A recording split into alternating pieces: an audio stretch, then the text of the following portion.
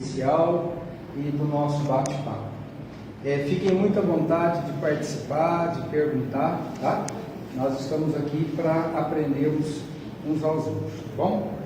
A conversa de hoje, ela foi feita a partir do livro Pão Nosso, um livro simples, chamado livro de cabeceira, porque são mensagens do nosso cotidiano, são mensagens assim, tranquilas para o entendimento, mas que elas nos trazem grandes ensinamentos para a nossa evolução espiritual. Tá?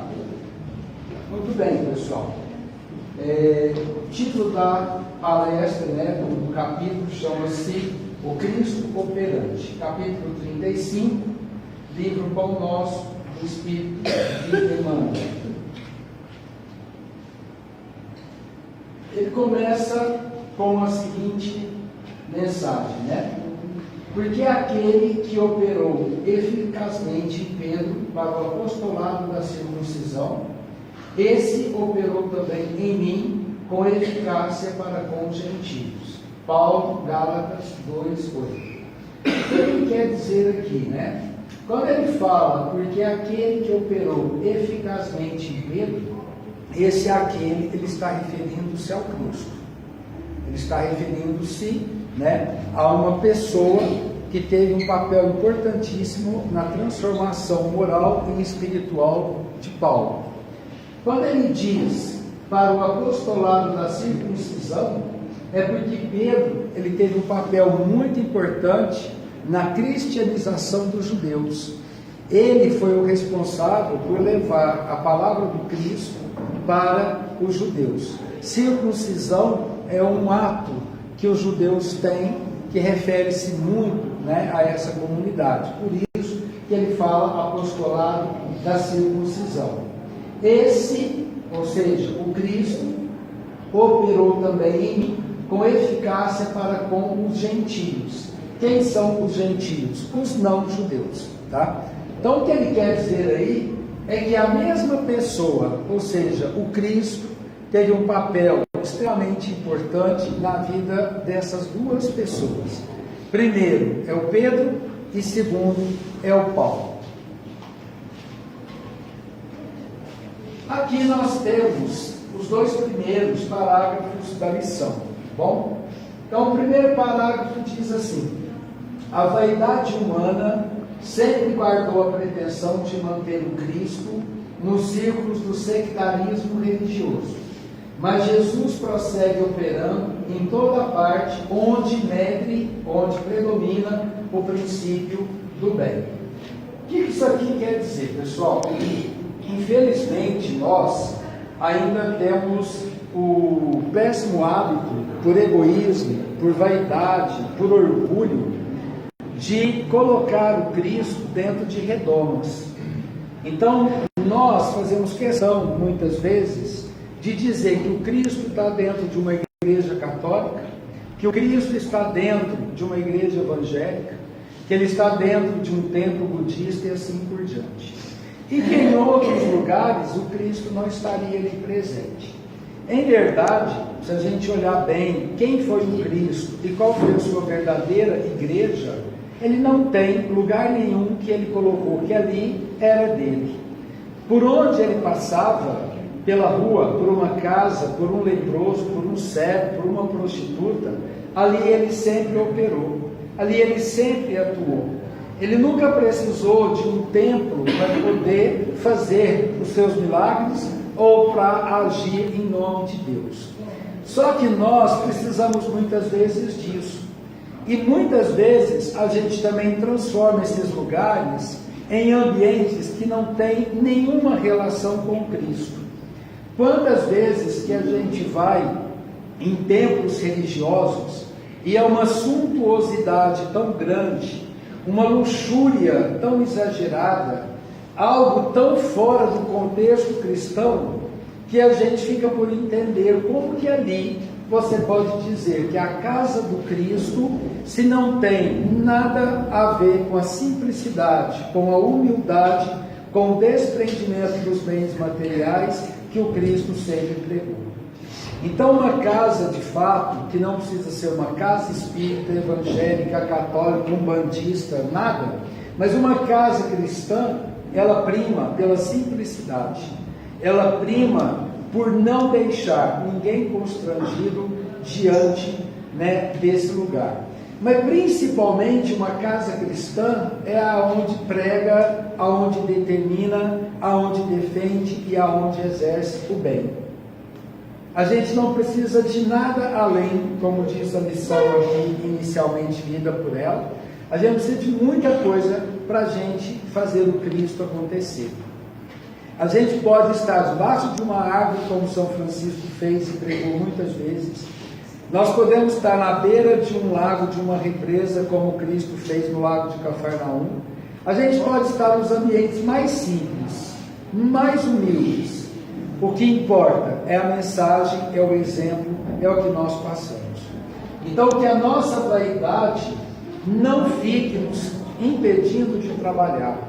Que a gente não fique esperando ter um lugar bonito, um ambiente bacana. Que a gente não fique esperando que eu vou servir ao Cristo quando eu tiver dinheiro, quando eu tiver poder, quando eu tiver condição financeira.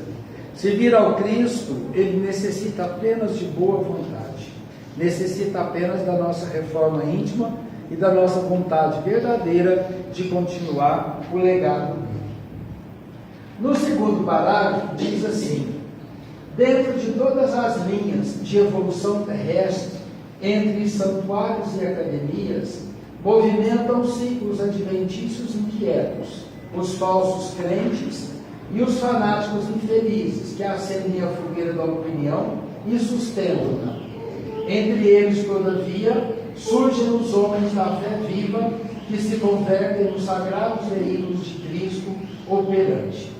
Muito bem, pessoal. Nós estamos em 2026, se nós pensarmos bem, tem 2033 anos que o Cristo passou por aqui, parece que foi ontem, porque a gente conversa sobre ele com tanta naturalidade, a gente fala dessa pessoa como se ele tivesse passado por aqui ano passado, mas a gente fala muito dele, às vezes a gente emite opiniões, muitas vezes a gente faz defesas em nome dele, mas a gente não dá o exemplo que ele gostaria que nós dessemos.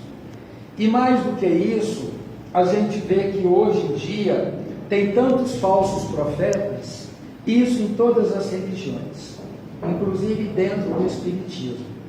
Pessoas que muitas vezes são leigas, não estudam, não levam a sério os ensinamentos dos espíritos superiores e repassam muitas vezes informações imprecisas ou então ensinamentos totalmente sem fundamento espiritual.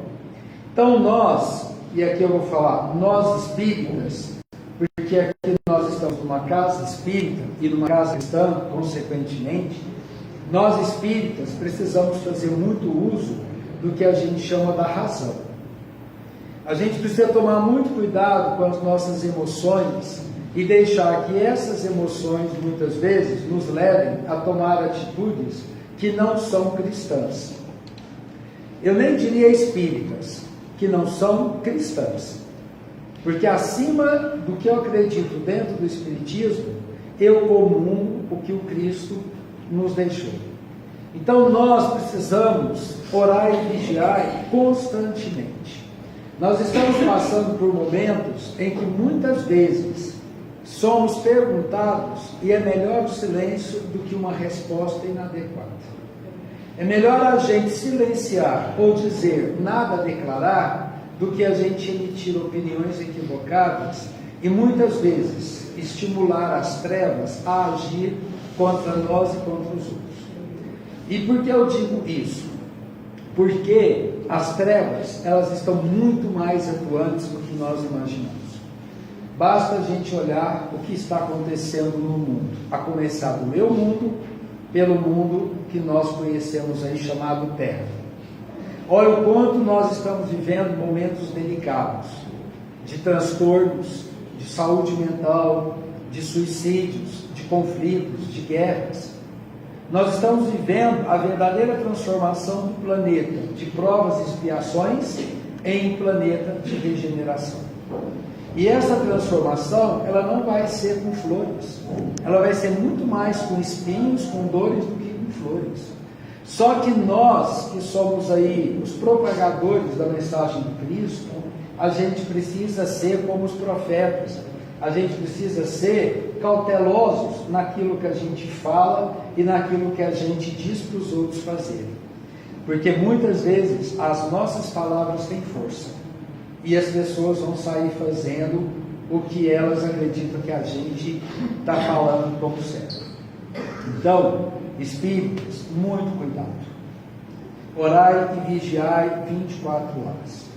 Que a gente possa ter cuidado com os pensamentos, com as atitudes e principalmente com os ensinamentos. Tá?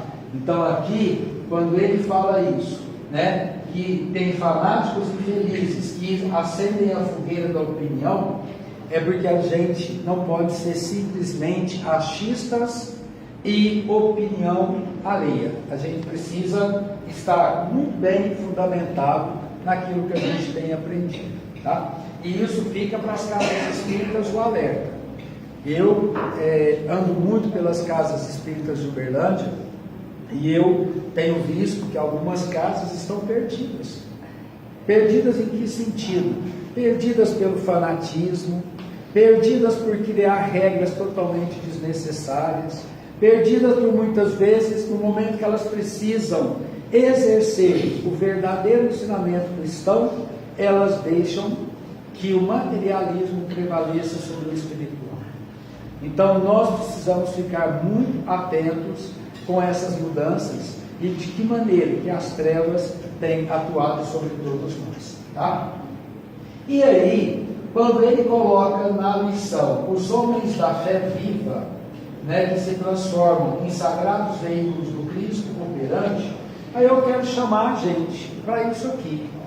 Eu quero convidar todos nós para que a gente faça uma reflexão de que somos ou não somos, nos dias de hoje, o que ele chama de veículos do Cristo cooperante. Tá? Mas deixa para a gente pensar isso daqui um pouco, quando a gente falar de dois exemplos que ele traz aqui e mostrar como que esses dois exemplos foram fundamentais para que o cristianismo se fortalecesse e, mais do que isso, que ele se mantivesse até hoje firme e forte na melhoria, na evolução espiritual do nosso planeta.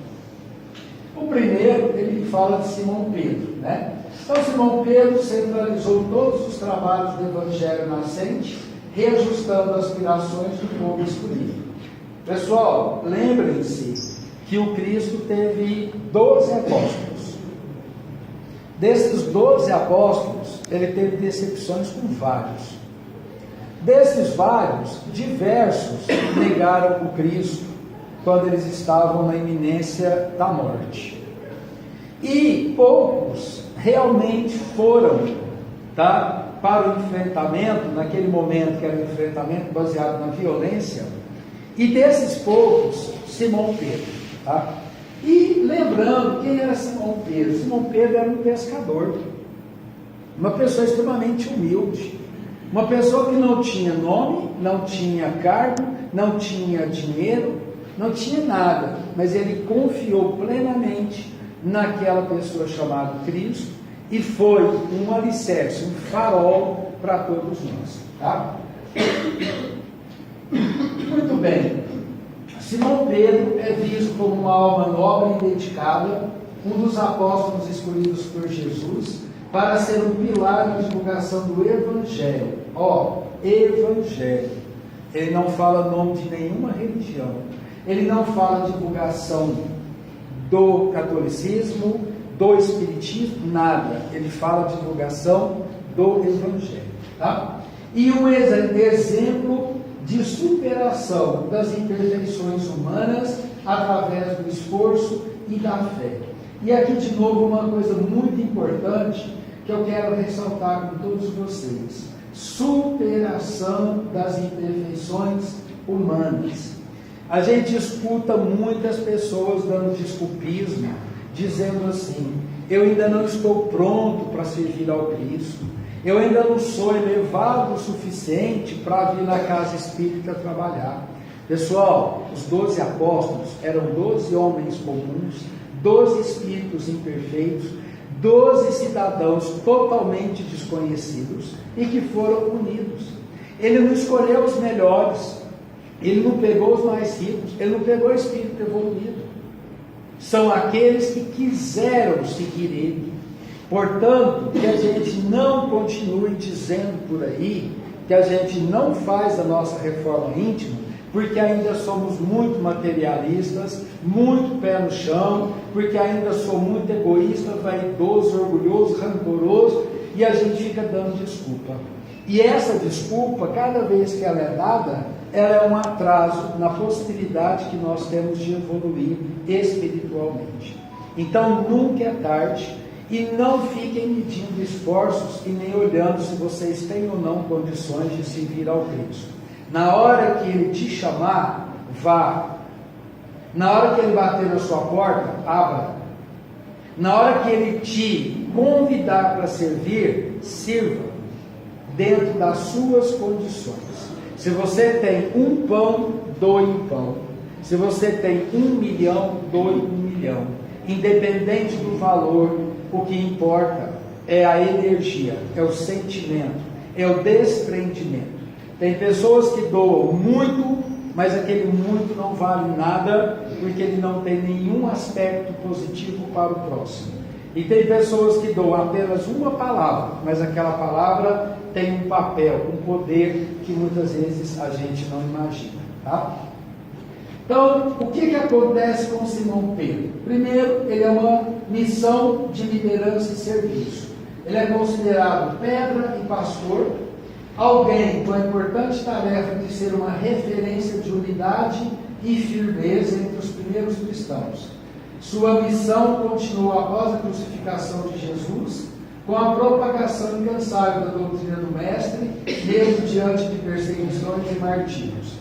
Simão Pedro morreu aos 68 anos, foi sacrificado, e ele, quando foi sacrificado, ele foi sacrificado de cabeça para baixo, porque ele considerou que ele não merecia ser crucificado como Cristo.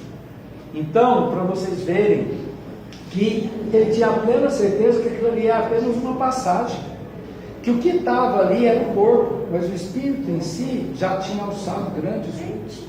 Então a gente precisa também muitas vezes entender isso, que esse corpo pesado, que isso aqui que eu tenho, isso aqui só vai me servir agora. O que na verdade leva dessa vida é o meu espírito e tudo aquilo que ele fez de bem para o próximo. Não é para mim não, gente. O que eu fiz de bem para o próximo. Porque aquilo que eu faço para o outro volta para mim em outra medida. Então nós precisamos muitas vezes deixar de pensar que eu quero fazer as coisas para mim e a gente começar a fazer as coisas para o nosso semelhante. Outra questão importante é o progresso espiritual de Simão Pedro. Sua história do pescador simples e imperfeito ao Marte dedicado, que mesmo após a morte física, opta por não descansar enquanto houver sofrimento no mundo. Ilustra o princípio espírita da imortalidade da alma e do progresso contínuo, porque nós sabemos que o Cristo, trabalha sempre, assim como ele falou que o Pai trabalha até hoje. Recentemente, pessoal, eu fiz uma viagem internacional e eu fui conhecer umas igrejas. E eu fiquei muito impressionado com a suntuosidade das igrejas chamadas Casas de Pedro. Se as pessoas que construíram aquelas casas, chamadas Casas de Pedro, que na verdade são grandes templos religiosos, soubessem o que é na verdade a igreja de Pedro, elas seriam casas extremamente simples, humildes, e não a suntuosidade, lugares totalmente recobertos a ouro, lugares com imagens, quadros, coisas assim inimagináveis. E aí eu fiquei parado pensando e contemplando aquilo e vendo o quanto quem pensou tudo isso pensou errado, interpretou tudo errado, não sabe de verdade quem foi Pedro, porque se a gente sabe quem foi Pedro, a gente fazeria uma igrejinha, um templo, qualquer lugar que fosse, extremamente simples, extremamente básico, Porque isso foi o que ele deixou.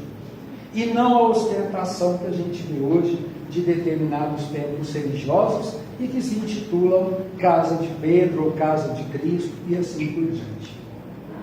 Em resumo, Simão Pedro é um símbolo de transformação moral e perseverança, mostrando que com esforço e amparo espiritual, qualquer um pode superar suas fraquezas e seguir o caminho do bem, servindo como pedra viva na construção do reino de Deus nos corações humanos. Isso aqui é muito bonito para a gente entender que o legado de Simão Pedro, vivo até hoje, é justamente nesse sentido. É a humildade, é o Cristo vivo operante na humildade, tá? É servir o próximo sem ostentação. É aquilo que se faz com uma mão, você não precisa mostrar com a outra. É aquilo que você faz e você não precisa usar para fazer propaganda, porque automaticamente outras forças estão vendo o bem que você faz, tá bom? Até aqui, pessoal, tudo bem? Sim. Querem participar, falar alguma coisa? Tudo certo? Então, bacana.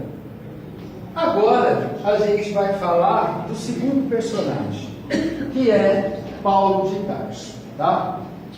Primeiramente, né, eu já pularia ali para o segundo tópico, Saulo, né?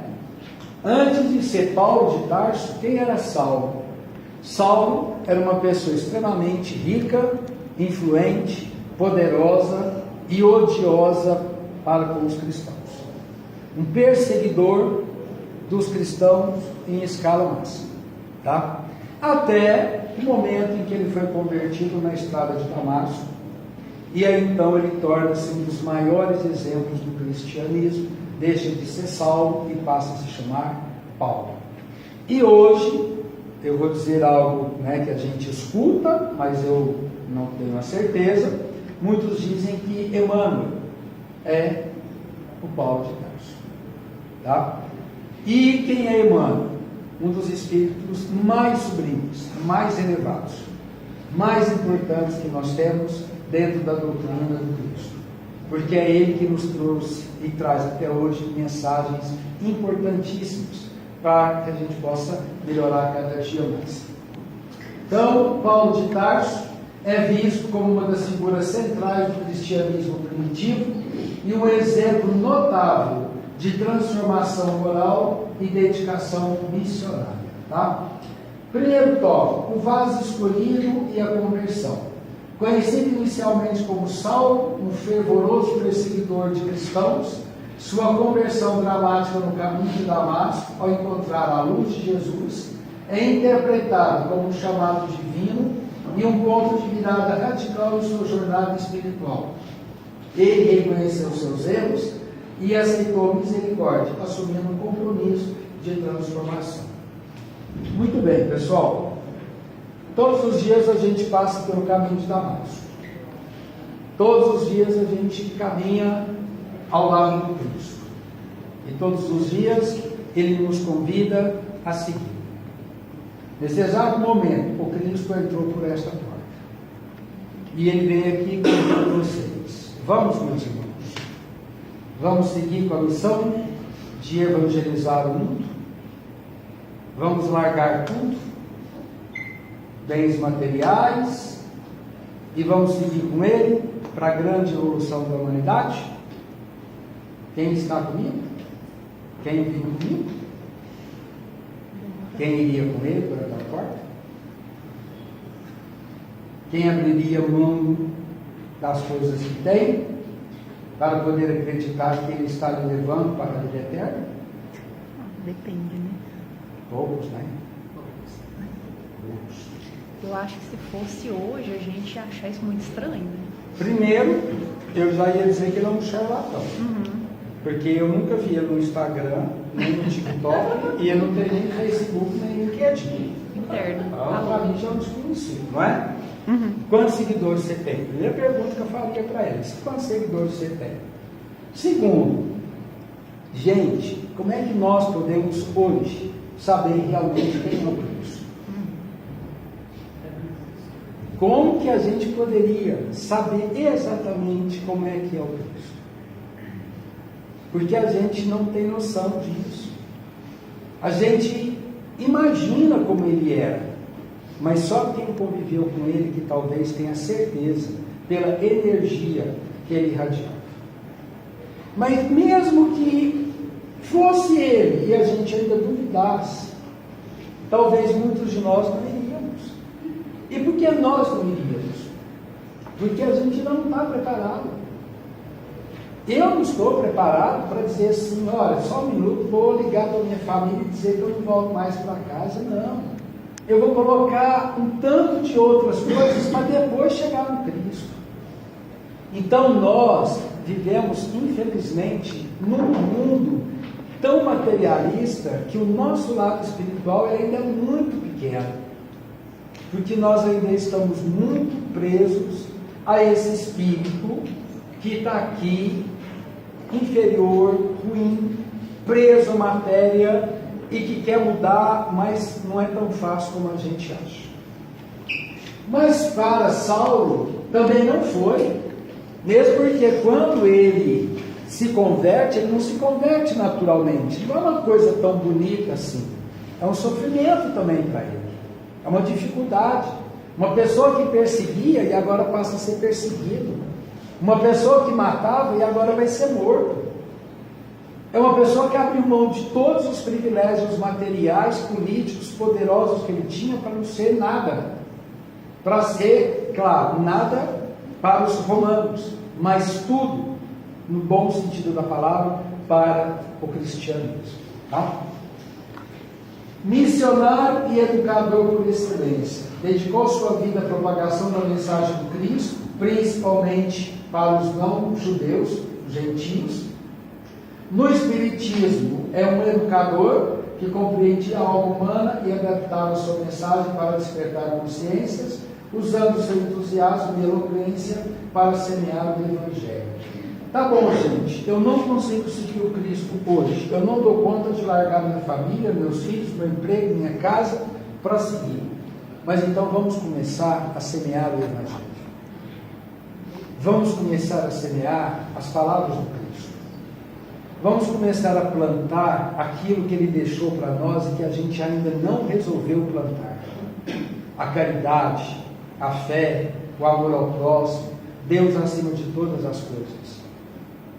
Se a gente não quer segui-lo, mas então vamos fazer algo para que Ele fique entre nós. E que a gente possa, no nosso ambiente de trabalho, na nossa casa, a gente começar a germinar o cristianismo, na essência, para a gente limpar um pouco o planeta das trevas e aumentar os pontos de luz que nós estamos precisando. Muito bem. Ele também foi o precursor de ideias espíritas. Então ali ele já fala, por exemplo, da imortalidade da alma, ele fala da mediunidade, ele fala da importância da caridade, fala da caridade não há salvação, e não há mesmo. Não adianta a gente querer segurar tudo para nós, o melhor que a gente tem a fazer é dividir, é compartilhar, né, é dar. Ele foi um exemplo de provação e fidelidade, enfrentou perseguição, açoitamento, privações, mesmo assim perseverou e foi fiel à causa. Muito bem, aí eu faço outra pergunta para vocês. Muitos cristãos foram lançados à boca do leão, e ali chegava e dizia assim para você: você vai negar o Cristo ou você vai enfrentar os leões? O que muitos fizeram? Negava, né? Negavam. Eu, cristão, não. Então você nega o Cristo? Sim. E os que não negavam, o que fizeram? Comida de leão. Literalmente, pessoal, são aquelas festas no Coliseu, nos circos romanos, aquelas barbaridades. Existem muitos relatos de espíritos que passaram por esse momento. Eles dizem que no momento da adoração, eles não sentiam dores, eles não sentiam leões, eles sentiam amor, eles sentiam Cristo. Por que a gente tem tanta dificuldade porque a gente acha que é dolorido, é difícil. Mas quando a gente abraça o Cristo, todas as nossas dores se cessam, todos os nossos sofrimentos acabam. E é muito lindo você ler isso. Aquele livro Ave Cristo mostra isso. Os cristãos indo para os leões e eles sendo abraçados pela espiritualidade. Então que a gente não perca a nossa fé, que a gente não tenha medo de enfrentar os leões da vida. O Cristo é muito maior do que tudo isso. A lição sua sobre doenças é isso. A gente não precisa ter medo da dor. Ela é passageira, ela é necessária. Como é que um diamante vira diamante depois de ser lapidado enquanto pedra bruta e sofrer muito com o burilamento? Assim somos nós. Ninguém vai chegar a brilhar como um diamante se não passar pelo burilamento. Mas Ave Cristo. Ave Cristo. Tá? Então, gente, não tenhamos medo dos leões. Isso é tudo temporário. O Cristo é eterno. Também ele teve participação na terceira revelação, que é quando a gente então tem os livros, espíritas. Terceira revelação é o surgimento do espiritismo. Até então nós éramos o quê? Muito materialistas. E aí então começamos a entender que existe uma vida, que é a verdadeira vida depois da matéria. E aí ele vem e nos traz muitas coisas importantes. Em suma, Paulo de Tarso é uma figura de imenso relevo no espiritismo. Não apenas como apóstolo histórico, mas como um espírito de grande envergadura moral e intelectual, cuja vida ilustra a possibilidade de redenção e a força de transformação interior a serviço de Cristo. E aqui novamente eu quero reforçar com vocês essa passagem. A força da transformação interior a serviço de Cristo. Em outras palavras, no Espiritismo nós chamamos isso de quê? Reforma íntima. É a gente mudar o nosso interior, os nossos valores, o nosso caráter. Tá? E isso foi o que aconteceu com o Saulo. Sem medo, sem pensar em cancelamento, sem pensar no que os outros vão dizer. Mesmo porque, gente, de vez em quando eu encontro pessoas que criticam Cristo. E dizem assim, Cristo? Gente, que cara mais bobo aquele. Morreu do jeito que morreu porque ele era muito infantil. Ou seja, quantos não entendem o Cristo? E criticam, questionam, mas nunca aprofundaram. Seguindo a lição, isso aqui foi o trecho que a gente fez para poder ilustrar Pedro e Paulo. Aí nós temos que, através de ambos, expressava-se o mesmo mestre. Pessoal, não existem Cristos. Existe um Cristo. Não existe o Cristo do Pedro, o Cristo do Paulo, o Cristo do Fábio, o Cristo da Maria. Existe um Cristo, que não pode ser interpretado de diferentes maneiras, porque ele deixou apenas um legado, que às vezes a gente interpreta do jeito que é conveniente para nós, tá? Mas só existe um Cristo, que vai ser o Cristo de todos nós. Com um só objetivo, o aperfeiçoamento do homem para o reino divino. É tempo de reconhecer-se à luz dessas eternas verdades. Já avisaram isso para nós, já falaram que estamos passando provas e expiações para regeneração, que o tempo está acabando, e olha, não vamos longe não. Agora mesmo eu falei para vocês, Feliz Natal. Na outra semana, Feliz 2026. E hoje é 15 de junho. Metade do ano foi embora. Daqui um pouco eu estou dizendo para vocês, Feliz Natal, Feliz 2027. E aí a gente vai estar dizendo assim, 2027 eu vou ser melhor, em 2027 eu vou fazer caridade, em 2027, 2028, 2029, 2030, e a morte chega, leva a gente embora, e o que a gente fez? Nada. Aí a gente chega no plano espiritual, pedindo apoio, socorro, ajuda, aí o plano espiritual é magnífico, aí ele te dá a chance da reencarnação. Aí a gente reencarna, esquece tudo que a gente comprometeu a fazer, faz tudo errado, perde a reencarnação e a gente nunca se dispõe a evoluir como Cristo, que foi assim. Todos nós podemos. Eu nunca li nenhum livro que fala que o Cristo era melhor do que a gente antes dele ser Cristo.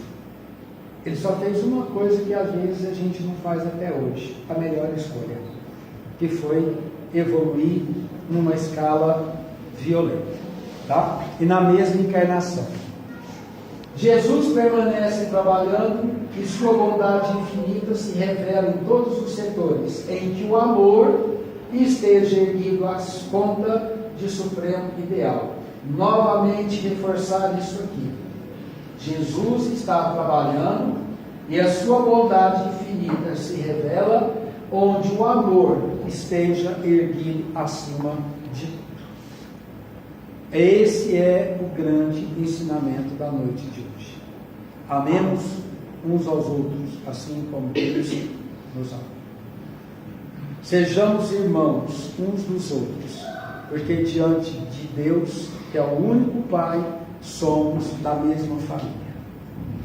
Não tem ninguém aqui melhor do que o outro.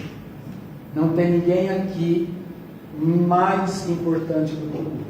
Somos todos iguais. Tá? E não é somos todos iguais perante a lei, não. Aqui eu estou falando que somos todos iguais perante Deus. E terminando, tá? Ninguém se prenda ao domínio das queixas injustas, encarando os discípulos sinceros e devotados por detentores de privilégios divinos. Não é.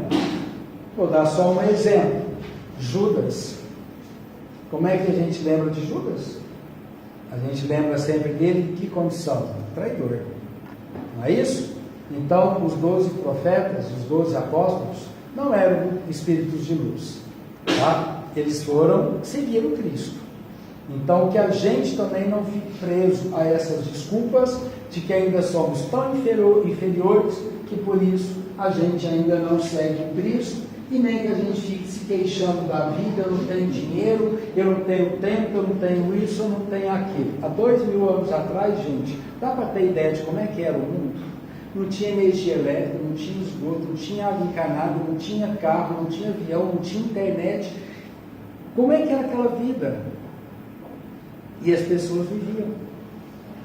E o Cristo viveu e fez o seu trabalho.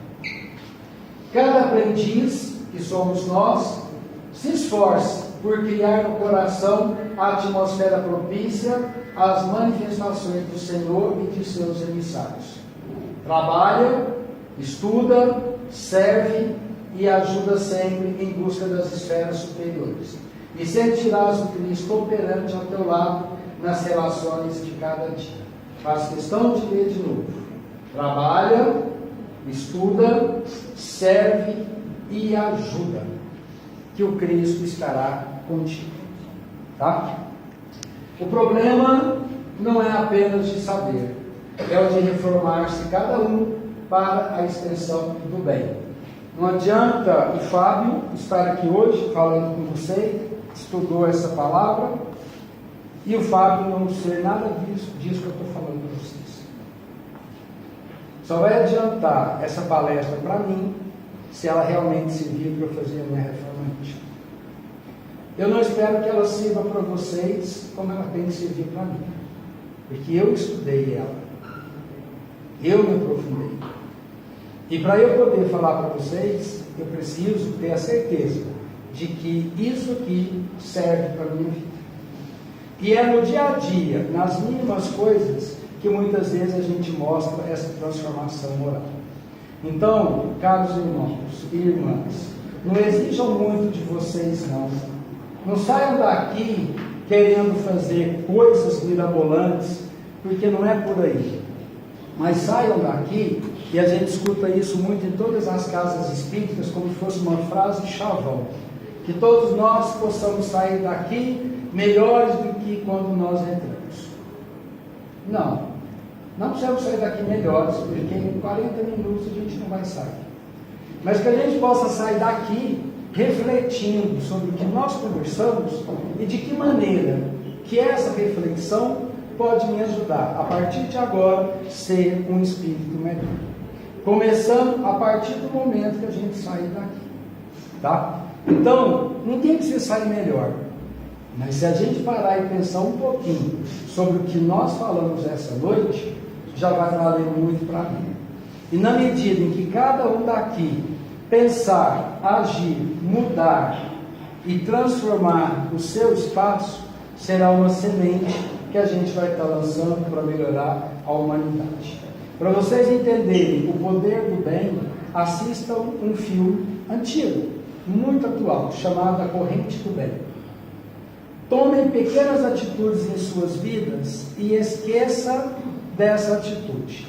Faça com prazer de fazer pelo próximo, mas tenho certeza de que essa atitude focada no bem, ela vai irradiar tanto que ela vai chegar em lugares inimagináveis.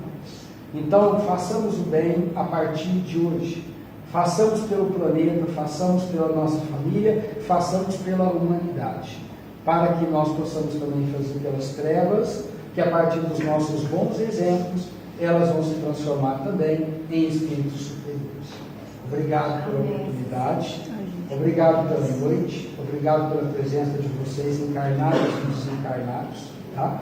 E que a gente possa seguir adiante sem medo dos leões. O Cristo é muito maior do que tudo isso. Deus proteja cada um de nós. Amém. Obrigada.